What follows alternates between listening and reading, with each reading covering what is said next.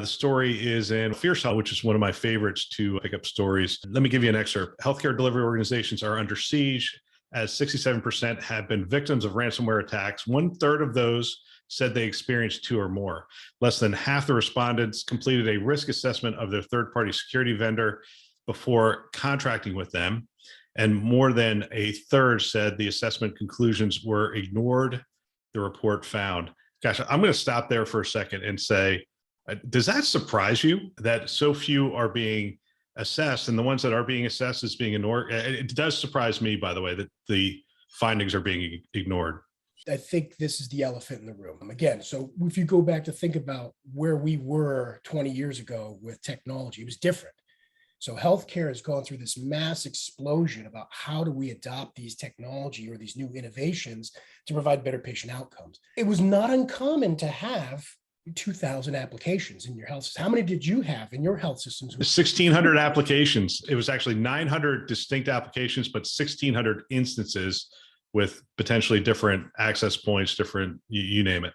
Correct. Builds. So managing that portfolio, right? There's gaps, there's opportunity for improvement there. But what's most critically important here is availability, right? So think about this for a second. When we were pen and paper for healthcare delivery, it was simple. You had somebody push the cart from medical records department. You got that full record. Maybe you could read it, maybe you couldn't.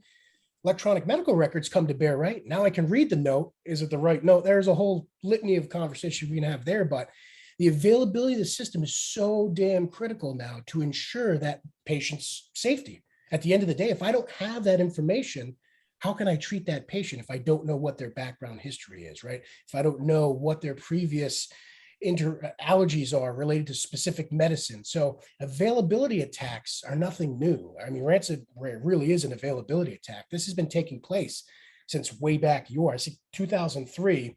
We went through this. It wasn't on our medical systems. It wasn't on the EHR. It was on other administrative systems because it was really making the endpoint unavailable. Now it's matured and it's grown because the bad guys have figured out that there's money to be made here. And especially in healthcare, because think about this for 1 second. If I have to divert patients, what's the impact to the patient? That's the thing that we're not measuring. And I think that's what the article and that research brings to light is we need to start looking at this from a different lens because of the way that technology is so deeply ingrained in how we deliver patient care. What are the mortality rates related to if the EHR is not available? How do we start to quantify that? So I think it's good now that's out there. We're having a conversation. I know in certain circles that I'm running in, we're starting to have deeper conversations about what ransomware means to mortality rate because the nature of the availability of the system is so critical.